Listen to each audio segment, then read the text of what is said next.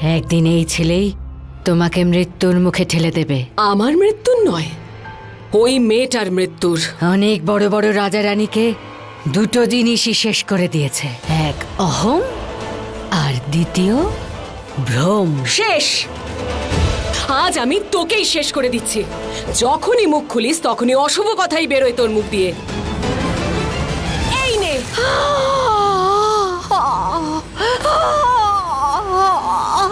তুমি আমার আয়না ভাঙার চেষ্টা করলে। যদি আজকের পর তোর মুখ দিয়ে আমার বা আমার ছেলের বিরুদ্ধে আর একটাও শব্দ বেরোয়, তাহলে আমি তোকে প্রাণে মেরে ফেলবো। যখনই দেখছি তুই শুধু ওর প্রশংসাই করে চলেছিস। আরে ও তো আমার পায়ের নখের যোগ্যও নয়, আর তুই ওকে আমার মাথায় চড়াতে চাইছিস। আসতে দে, একবার আসতে দে সেই পূর্ণিমার রাতকে। ওই মেয়েটা মরবে, মরবেই ওই মেয়েটা। ওই মেয়েটা? কোন মেয়েটার কথা বলছেন রানীমা? আর ওই পূর্ণিমার রাতের কথা কি মানে এই রাতটার?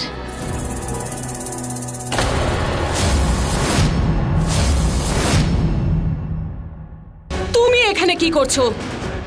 আসলে রানীমা, এত চিৎকার শুনলাম তাই আমি। চুপ! আমি কতবার তোমাকে বলেছি যে আমার অনুমতি ছাড়া আমার কক্ষে ঢুকবে না, তাহলে তোমাকে আমি শেষ করে দেব। ক্ষমা চাইছি। তুমি এইভাবে নিজের লোকেদের মারতে থাকলে একদিন একলা হয়ে যাবে, তারপর চন্দ্রকান্তা তোমাকে শেষ করে দেবে।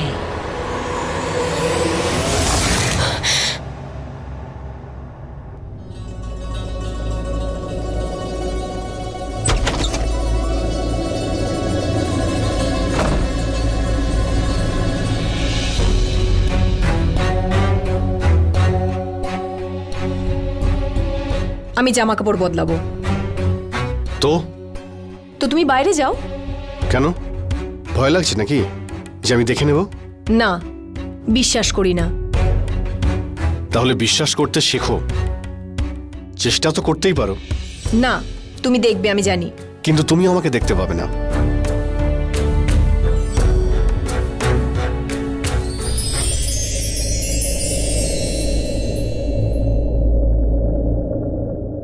সম্পর্ক আছে, কিন্তু সম্পর্কের মধ্যে ভালোবাসা নেই, কারণ বিশ্বাসই নেই। যেই দিন তুমি আমাকে বিশ্বাস করতে শুরু করবে, সেই দিনই তোমার আসল সত্যিটা আমি ঠিক বের করে নেব।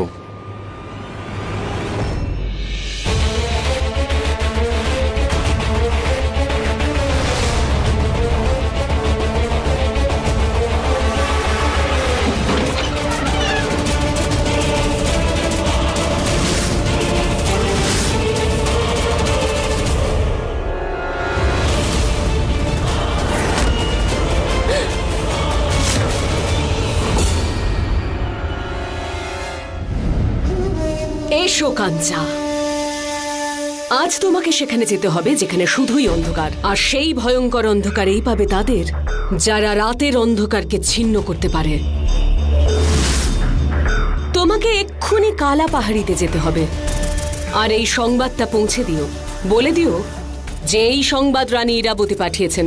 কিন্তু রানীমা, এই সংবাদ কাকে দিতে হবে? যখন তুমি কালা পাহাড়িতে পৌঁছবে তখন নিজেই জানতে পারবে এটা কাকে দিতে হবে। আর হ্যাঁ, সাবধানে, ওখানে প্রতি পদক্ষেপেই মৃত্যু, তোমার যেন কোনো ক্ষতি না হয়।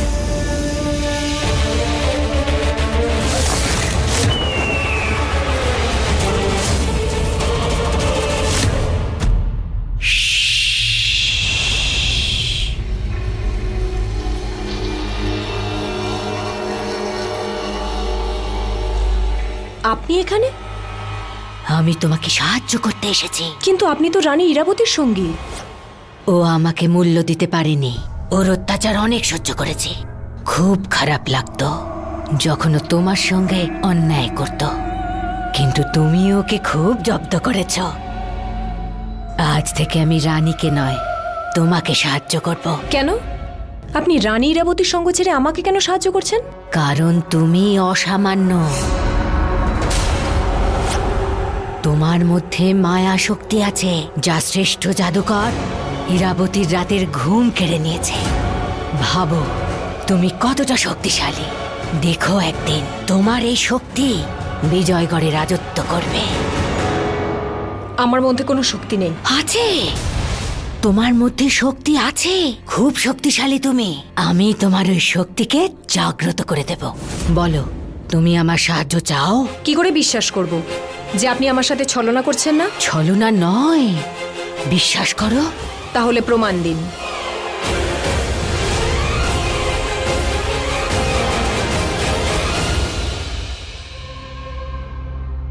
রানীমা আর আয়না কোন মেয়েটার বিষয়ে কথা বলছিল, আর আমাকে দেখেই রানীমা এতটা কেন রেগে গেলেন?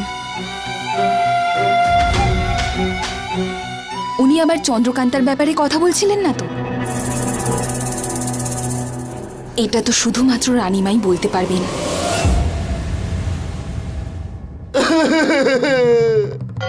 ও রাজকুমারীরা, তোমরা কোথায় লুকিয়ে আছো? আমি তো এখানে মরে যাচ্ছি।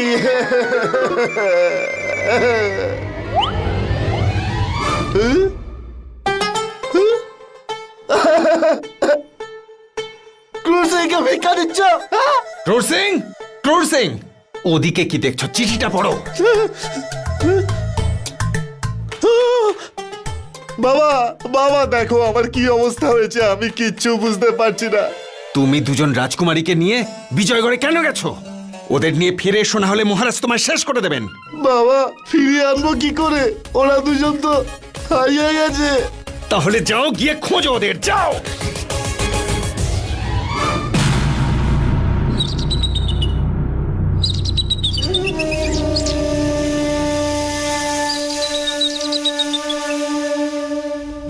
সে আসছে, যার নজর পড়তেই নজর লেগে যায়, সে আসছে।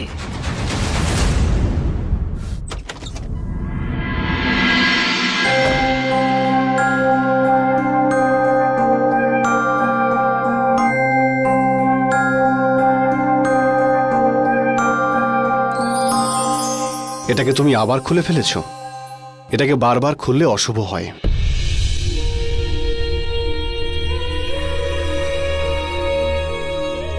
মা তোমাকে জনতার দরবারে ডেকেছে। যদি যেতে ইচ্ছে না হয় তাহলে যেও না, না করে দিও। দাঁড়াও, স্ত্রীকে ছেড়ে যাচ্ছ নাকি বিজয়গড়ের রাজকুমারীকে?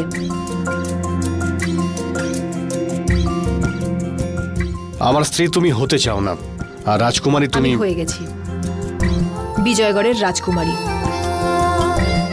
কিন্তু রাজকুমারকে ভালো তো বাসো না। বিয়ে তো করেছি, আর সেই সূত্রে আমি রানী ইরাবতীর পুত্রবধূ, বিজয়গড়ের রাজকুমারী, আর শাস্ত্রমতে তোমার স্ত্রী।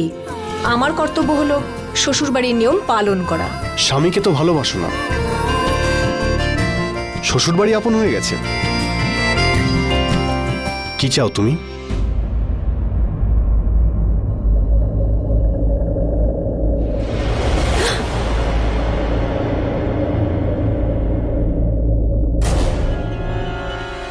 কত বড় মায়া কুমারী তুমি। দেখে তোমাকে ভালো মনে হয়, কিন্তু আদতে তা নও। খুব তাড়াতাড়ি তোমার আসল চেহারা সবার সামনে আমি নিয়ে আসব, দেখে নিও। বম বম ভোলে, জয় ভোলে, বম বম ভোলে, জয় ভোলে, জয় ভৈরব বাবা, জয় ভৈরব বাবা, জয় ভৈরব বাবা। বম বম ভোলে, জয় ভোলে, জয় বম বম ভোলে, জয় বম ভোলে, জয় ভৈরব বাবা, বম বম ভোলে, জয় বম ভোলে, জয় ভৈরব বাবা, জয় ভৈরব বাবা, জয় ভৈরব বাবা।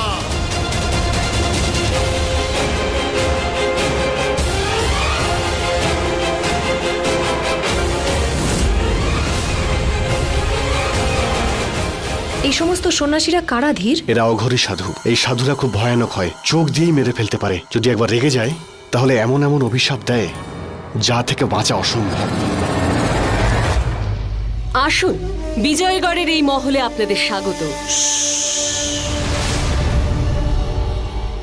কেউ তো আছে এখানে।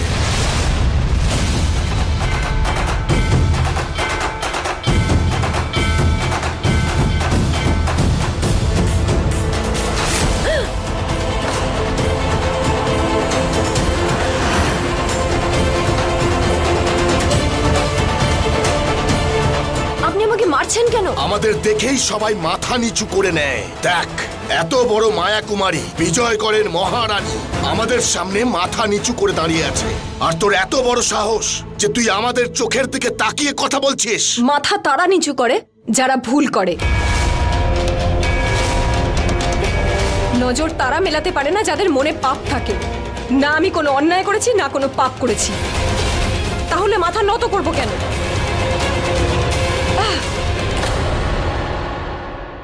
ইরাবতী, অতীত ভবিষ্যতের দরজায় কড়া নাড়ছে। সেই একই রূপ, একই রং, মুখে সেই একই ঔজ্জ্বল্য, একই রকম সাহস, একই ক্ষমতা। সেই এক রানী ছিল যার চোখে কখনো আমরা ভয় দেখতে পাইনি। তোর একমাত্র শত্রু রানী রত্নপ্রভা। সবাই ভয় পায় আমাদের অঘরীদের, আর ওই রানী আমাদের চোখের ওপর চোখ রেখে কথা বলতো। আর এত বছর পরে একই সাহস আজ ওর মধ্যে দেখতে পাচ্ছি। রত্নপ্রভার ছবিও, রত্নপ্রভার ছবি, রত্নপ্রভার ছবি। রত্নপ্রভা? হ্যাঁ, বিজয়গড়ের রানী রত্নপ্রভা, যে বিষকে বিষ্ণু করে দিতে পারত, ব্রহ্মকে ব্রহ্মা, শঙ্কাকে শঙ্কর, আর দুর্গতিকে দুর্গা। ব্যাস ওই একমাত্র রানী ছিল যে আমাদের অঘরীদের জন্য কোন রকম জাদু ছাড়াই আমাদেরকে যত্ন আর আপ্যায়ন করেছিল। আমাদের অঘরীদের জন্য তিনি 56 রকমের পদ রান্না করেছিলেন।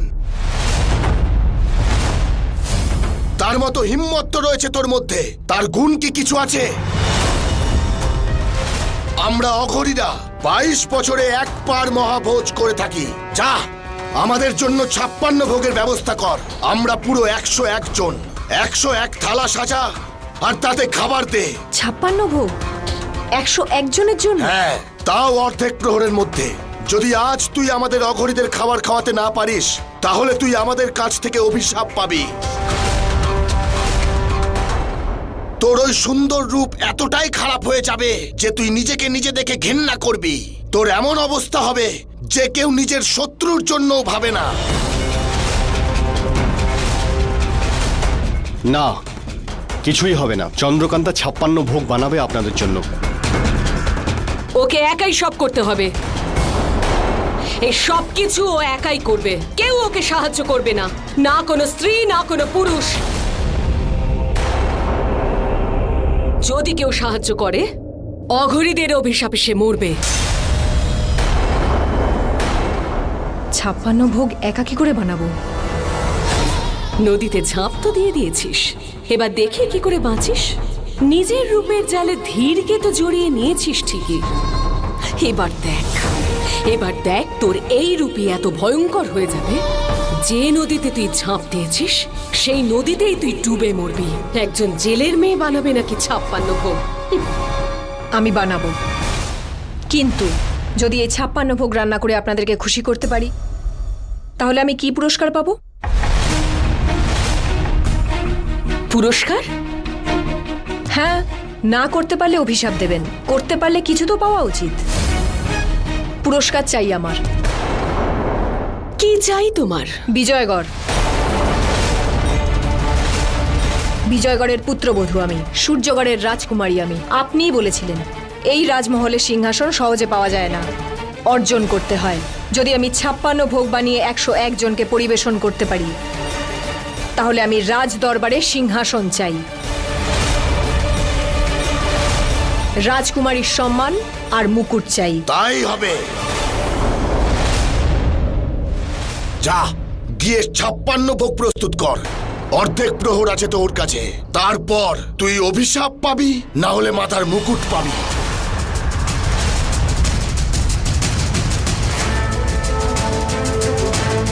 খুব বড় মায়া কুমারী না হলে ও 56টা ভোগ রান্না করতে স্বীকার করতো না। নিজের জাদু লুকিয়ে ভালো করলো না চন্দ্রকান্তা।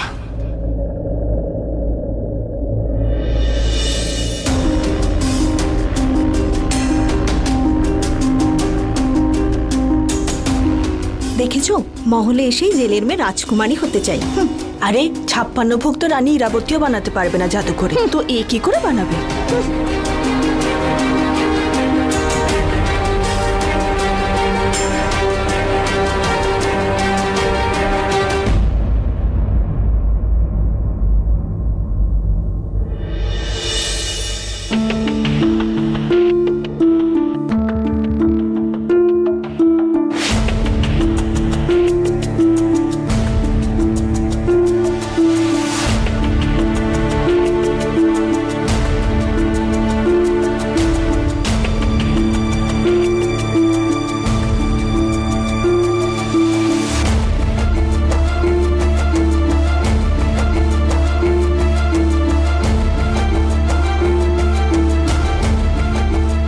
ইরাবতী কাউকে সাহায্য করতে মানা করেছে, জাদু করতে নয়, মায়া শক্তি প্রয়োগ করি।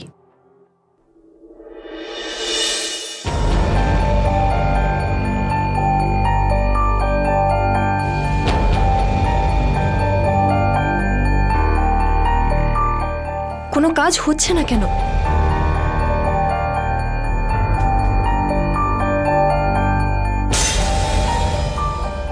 হবে না। আজ রন্ধনশালায় তোর জাদু কাজ করবে না, কারণ সেখানে ইরাবতী আগে থেকেই জাদু করে রেখেছে। আর যেখানে ইরাবতীর জাদু কাজ করে সেখানে অন্য কারোর জাদু কাজ করে না।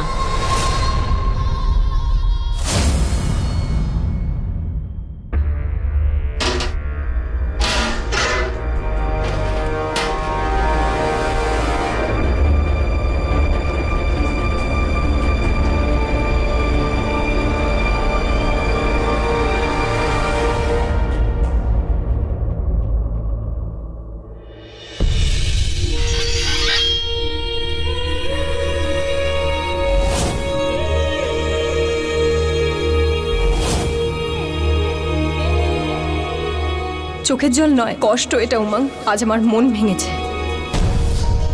আমি ভালোবেসে ফেলেছি। প্রথমে ওর সাথে থাকতে পারতাম না, এখন ওকে ছাড়া থাকতে পারি না।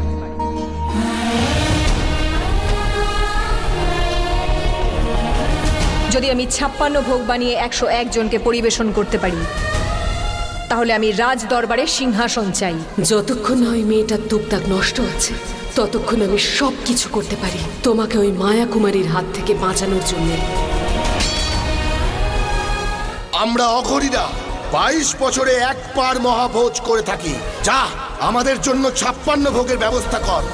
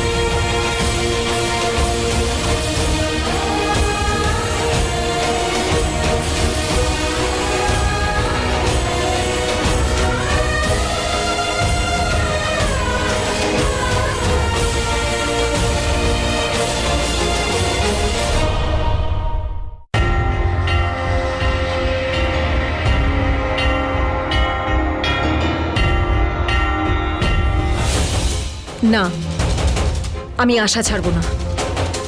আমি 56 ভোগ বানাবো।